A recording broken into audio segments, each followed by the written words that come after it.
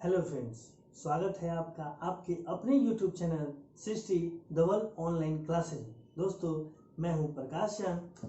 हम लोग फिजिक्स के जो सीरीज चल रही थी उसी सीरीज के अगले टॉपिक को लेके आए हैं। दोस्तों, ये साउंड का पार्ट थर्ड जो है ध्वनि तरंग साउंड वेव्स है। दोस्तों, यदि आपने पार्ट 1 और पार्ट 2 को नहीं देखा है तो डिस्क्रिप्शन पे लिंक दिया हुआ है, आप उनसे जो है वीडियो को देख सकते हैं। आइए दोस्तों, बिना समय गवाए अब तेजी से अपने टॉपिक की ओर चलते हैं कि ध्वनि तरंग यानी साउंड वेव्स क्या है। दोस्तों जब कोई वस्तु कंपन करती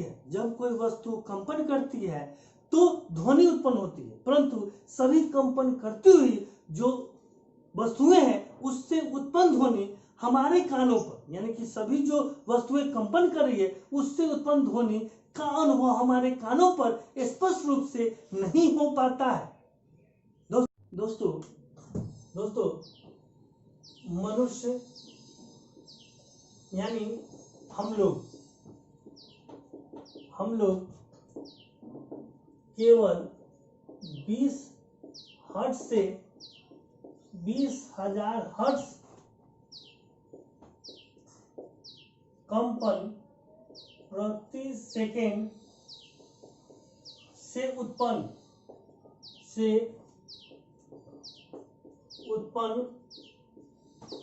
ध्वनि तरंग को सुन सकते हैं।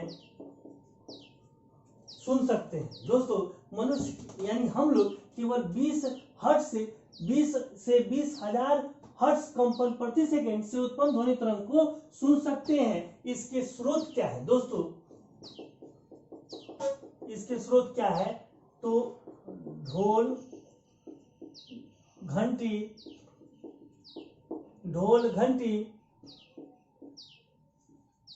लाउड स्पीकर,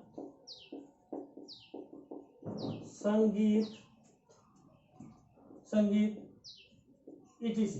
ये सभी जो है ध्वनि तरंग को हम लोग आसानी से अनुभव कर सकते हैं, महसूस कर सकते हैं, सुन सकते हैं। दोस्तों, तो आते हैं कि जो ध्वनि तरंग होते हैं वो कितने प्रकार के होते हैं। तो देखिएगा दोस्तों, आवृत्ति,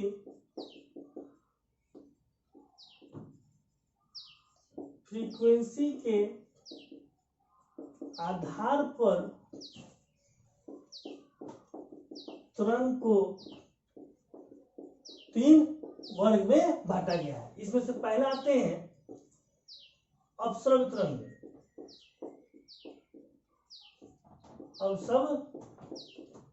तरंगे, जिसे इंफ्रासोनिक वेव्स बोला जाता है। किसे? अपश्रव्य तरंगे, जिसे इंफ्रासोनिक वेव्स बोला जाता है। दोस्तों देखिए कि 20 हर्ट्ज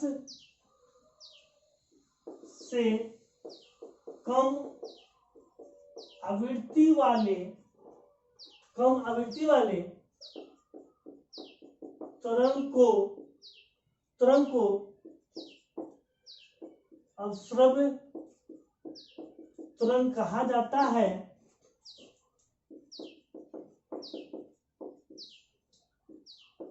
इसे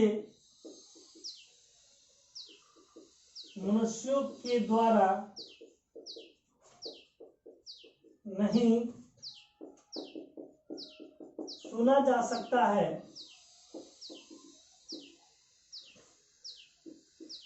परंतु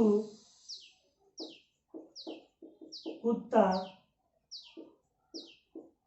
और बिल्ली के द्वारा ये सुने जा सकते हैं। दोस्तों देखिएगा कि 20 हर्ट्ज से कम आवृत्ति वाले तरंग को अपश्रव्य तरंगे कहा जाता है। इसे मनुष्य के द्वारा नहीं सुना जा सकता है, परंतु कुत्ता और बिल्ली इसे आसानी से सुन सकते हैं। इसी में है दोस्तों अपश्रव्य तरंग को बहुत बड़े बड़े स्रोत से उत्पन्न किया जा सकता है। बहुत बड़े स्रोत से उत्पन्न किया जा सकता है। इसके एग्जाम्पल क्या क्या हो जाएंगे दोस्तों? तो इसके एग्जाम्पल हो जाएंगे भूकंप से उत्पन्न तरंगे, दूसरा हो जाएंगे कि लोलक से उत्पन्न भूकंप से उत्पन्न तरंगे और लोलक से उत्पन्न तरंगे, ये जो है किसके एग्जाम्पल है? तो ये जो है अपदस्थ जो है तरंगों के उदाहरण है। इसी के दूसरे फ्रीक्वेंसी के आधार पर दूसरा जो है पराश्रव्य तरंग, जिसे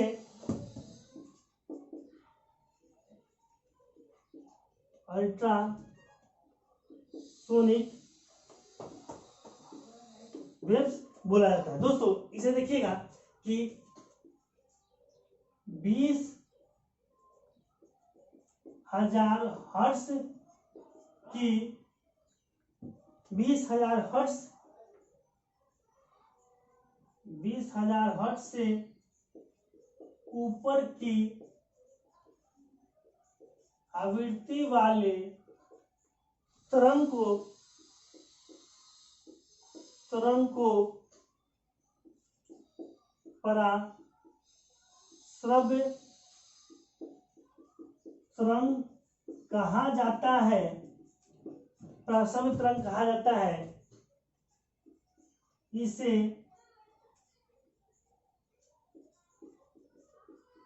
मनुष्यों के द्वारा नहीं सुना जा सकता है। इसे मनुष्यों के द्वारा नहीं सुना जा सकता है, परंतु इसमें कौन कौन सुन सकते हैं इसे? तो इसे सुन सकते हैं कुत्ता, बिल्ली,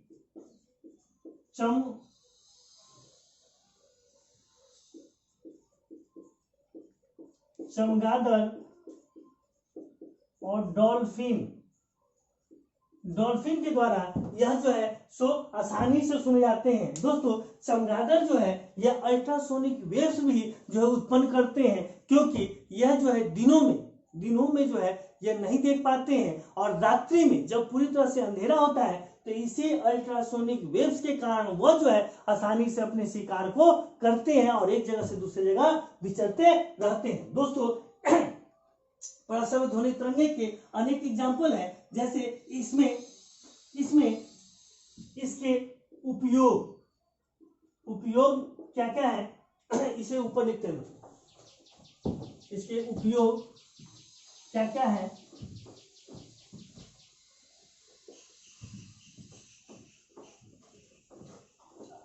इसके उपयोग है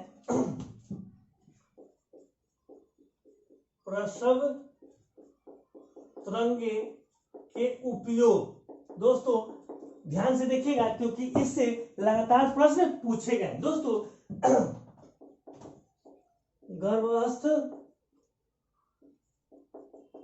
शिशु के बारे में जानकारी प्राप्त करने में चांदी की सफाई में चोरों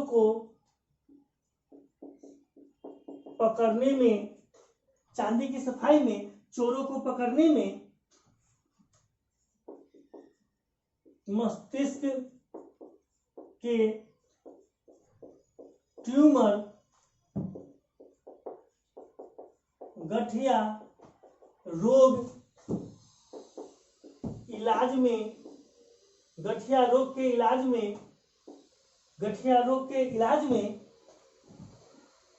इलाज में और भी बहुत सारे हैं दोस्तों, etc. इसका प्रयोग किया जाता है। दोस्तों इसी में एक उपकरण आते हैं,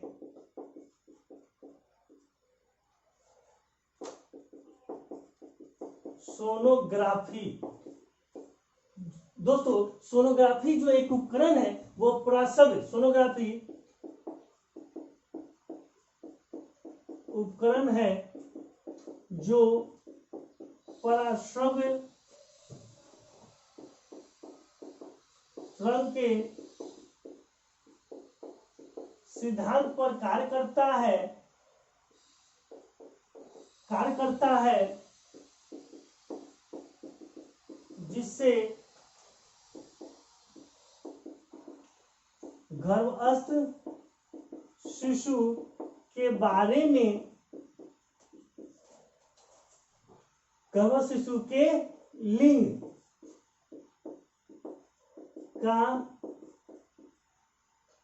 परीक्षण किया जाता है।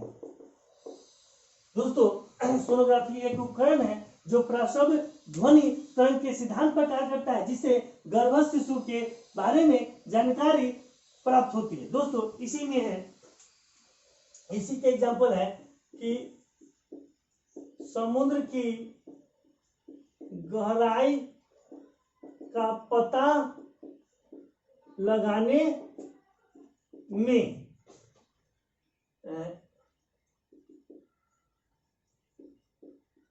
हवाई जहाज के कल पुर्जे की सफाई में इत्यादि में जो है इसका प्रयोग किया जाता है। नेक्स्ट है दोस्तों तीसरा नंबर,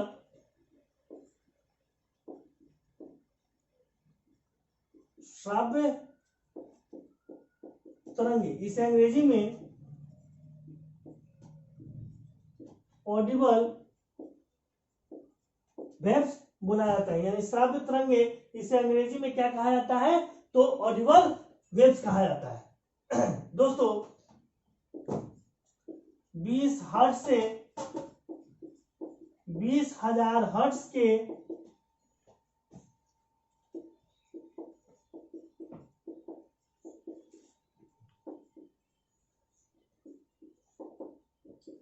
आवृत्ति वाले तरंग को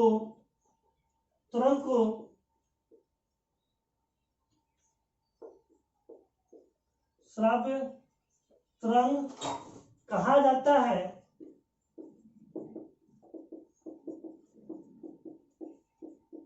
जिसे हम आसानी से सुन सकते हैं,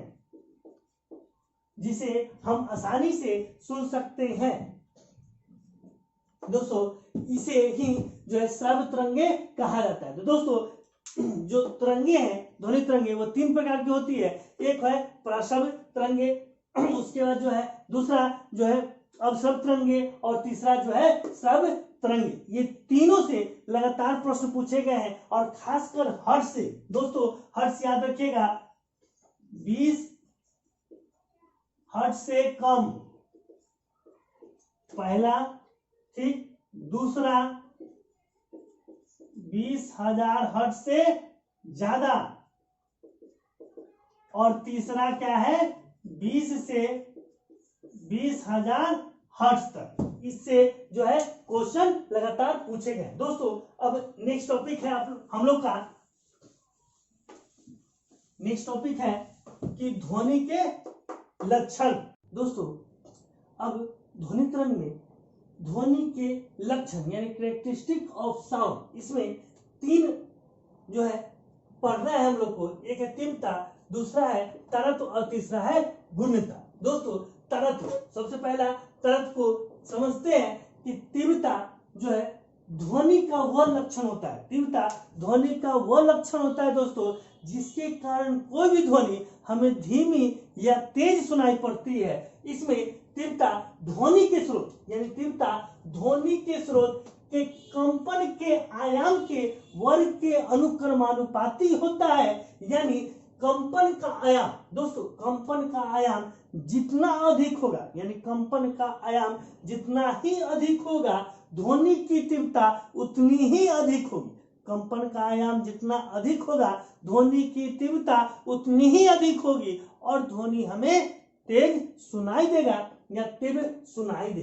दोस्तों इसी में कि तीव्रता का एसआई मात्रक क्या है, तो तीव्रता का एसआई मात्रक माइक्रोवाट प्रति मीटर या तो 10⁻⁻⁻6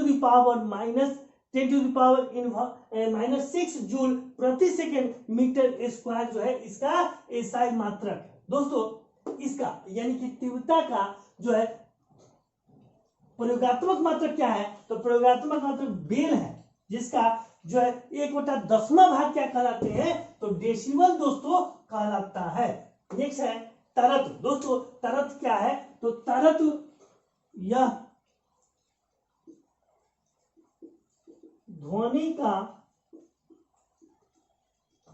ध्वनि का वह लक्षण है जिसके कारण ध्वनि हमें मोटा या पतला सुनाई पड़ता है, जिसके कारण ध्वनि हमें मोटा या पतला सुनाई पड़ता है।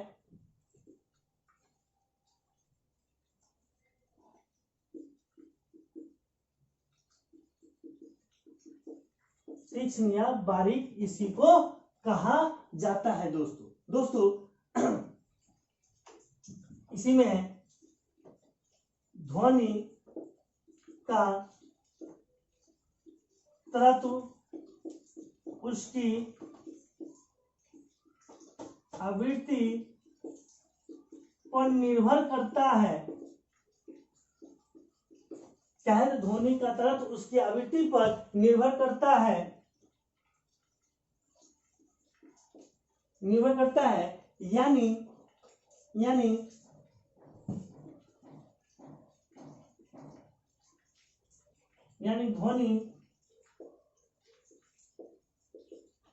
यानी ध्वनि की आवृत्ति अधिक होने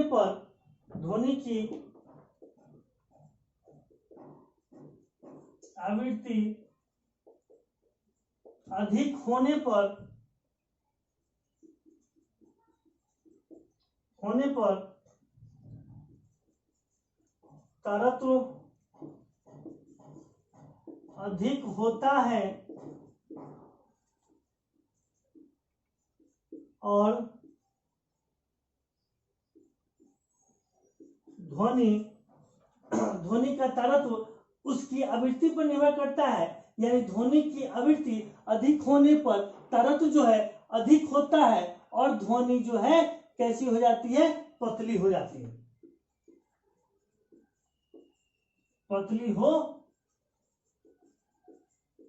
है, और जो है नेक्स्ट में इसी में है कि ध्वनि की आवृत्ति कम होने पर उसका तरत्व भी कम हो जाता है और ध्वनि जो है मोटी हो जाती है।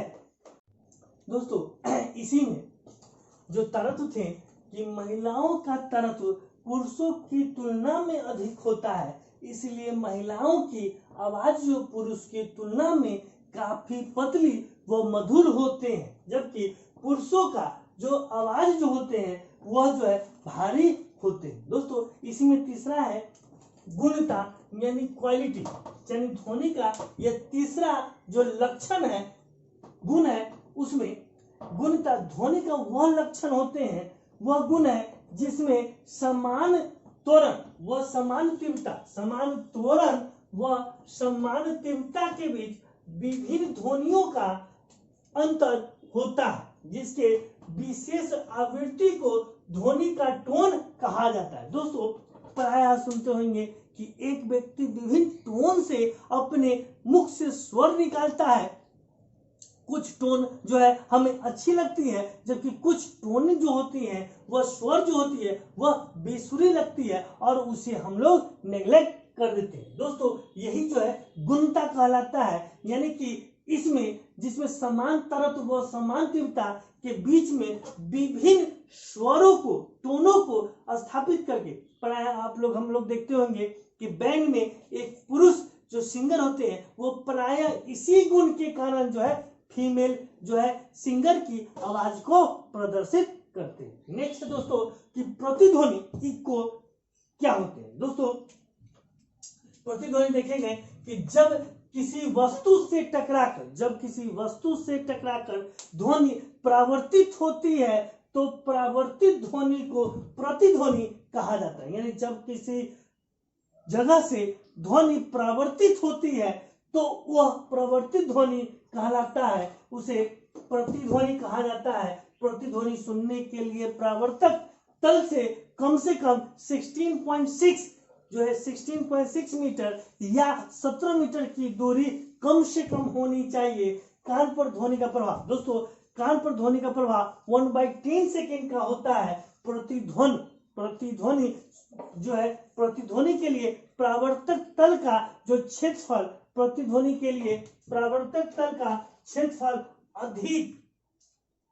अधिक व ध्वनि की आवृत्ति भी अधिक होनी चाहिए। इसी के एग्जाम्पल है कि सूखे कुएं में जो है चिल्लाने से, सूखे कुएं में कुछ बोलने से जो है थोड़ी देर के बाद हमें प्रतिध्वनि यानी कि वही आवाज पुनः सुनाई पड़ती है, इसे ही प्रतिध्वनि कहा जाता है। या एक पहाड़ के चोटी पर जाके जोर से चिल्लाने पर जो है हमें प्रतिध्वनि सुनाई पड़ती है। दोस्तों इसी प्रतिध्वनि से हम जो है समुद्र की गहराई का पता लगाते हैं तथा वायुयान की ऊंचाई यानी जो है मतलब स्थल से वायुयान किस ऊंचाई पर जो है मतलब उड़ रहे हैं, इसकी जो ऊंचाई के पता जो है इसी इको यानी कि प्रतिध्वनि से लगाया जाता है। नेक्स्ट है दोस्तों डॉपलर का प्रभाव। दोस्तों डॉपलर साहब ने डॉपलर का प्रभाव दिया था, उसमें श्रोता माध्यम अथवा प्रेक्षक की गति, श्रोता माध्यम अथवा प्रेक्षक की गति के कारण आवृत्ति में हुए आभासी परिवर्तन को डॉपलर प्रभाव कहा जाता है। दोस्तों इसे डॉपलर साहब ने जो है 1842 ईस्वी में दिया था और उन्होंने इस प्रभाव को डॉपलर इफेक्ट या डॉपलर प्रभाव कहा था। इसमें एग्जाम्पल से समझिएगा दोस्तों, इसमें कहा था कि जब स्टेशन पर जब जो है कोई ट्रेन आ रही होती है तो ट्रेन की सीटी की आवाज स्टेशन पर खड़े हुए व्यक्ति को ज्यादा तीव्र गति से सुनाई पड़ती है। यह इसके एग्जाम्पल। दोस्तों नेक्स्ट है ध्वनि का प्रतिदर्श, यानी कि जो ध्वनि की जो गति है, तीव्रता है, वह जो है औद्योगिक क्षेत्र में कितनी होनी चाहिए, उसके शांतिपूर्ण क्षेत्र में कितनी डेसिबल होनी चाहिए, उसी को। तो दोस्तों देखिएगा औद्योगिक क्षेत्र में जो है ध्वनि की तीव्रता जो है दिनों में कितनी होनी चाहिए, तो 75 डेसिबल और जो है रातों में 70। और वाणिज्य क्षेत्र में जो है 65 तीव्रता होनी चाहिए दिनों में और 55 रातों में। आवासीय क्षेत्र में जो है 55 दिन में और जो है रातों में जो 45, जबकि शांतिपूर्ण क्षेत्र में जो है वो 50 दिन में और रात में 40 डेसिबल की तीव्रता होनी चाहिए। दोस्तों अंतिम टॉपिक है हम लोग का अनुनाद, रिजोनेंस। दोस्तों ये बहुत इंपोर्टेंट है क्योंकि इसी के कारण कई विदेशों में कई पुल और जो है पुलिया क्षतिग्रस्त हुए हैं। दोस्तों जब किसी वस्तु के कंपन की स्वाभाविक आवृत्ति किसी चालक बल के कंपनों के आवृत्ति के बराबर हो जाती है तो वह वस्तु अधिकतम आयाम से कंपन करने लगती है। इस घटना को ही अनुनाद कहा जाता है। दोस्तों क्या कहा जाता है? अनुनाद। यानी किसी वस्तु के कंपन की स्वाभाविक आवृत्ति किसी चालक के बल के आवृत्ति के बराबर हो जाती है, इक्विवेलेंट हो जाती है, तो वह जो है अधिकतम आयाम से कंपन करने लगती है। दोस्तों इसी कारण जब भी कभी देखिएगा पुल पर जब परेड करते हुए सैनिकों की टुकड़ी को गुजरने नहीं दिया जाता है, क्योंकि उन सैनिकों के पैरों से कदम ताल मिलाने की घटना से जो है एक अधिकतम जो है आयाम उत्पन्न हो जाएगा, जिससे पुल को क्षतिग्रस्त होने की प्रबल संभावना होती है। इसी कारण जो है इसी से जो है 1939 में यूएसए का एक ट्रेकोमा पुल जो था वह जो है क्षतिग्रस्त हो गया था। दोस्तों तो आज हमने पढ़ा, हमने जो है श्रव्य तरंगे और जो है अपश्रव्य तरंगों को पढ़ा। उसके बाद हमने जो है डॉपलर प्रभाव को पढ़ा, उसके बाद अनुनाद को पढ़ा, उसके बाद हमने जो है ध्वनि तरंग के गुणों को देखा। दोस्तों यदि यह वीडियो आपको पसंद आई हो तो इसे लाइक करें, शेयर करें, सब्सक्राइब करें। दोस्तों यदि आप इस चैनल पे किसी के द्वारा भेजे गए लिंक से वीडियो देख रहे हैं तो इसे आप तुरंत जो है सब्सक्राइब करें और अपने दोस्तों को भी इसके लिंक को शेयर करें ताकि सृष्टि धवल ऑनलाइन क्लासेस के परिवार के सदस्यों की संख्या को और बढ़ाई जा सके। धन्यवाद। जय हिंद।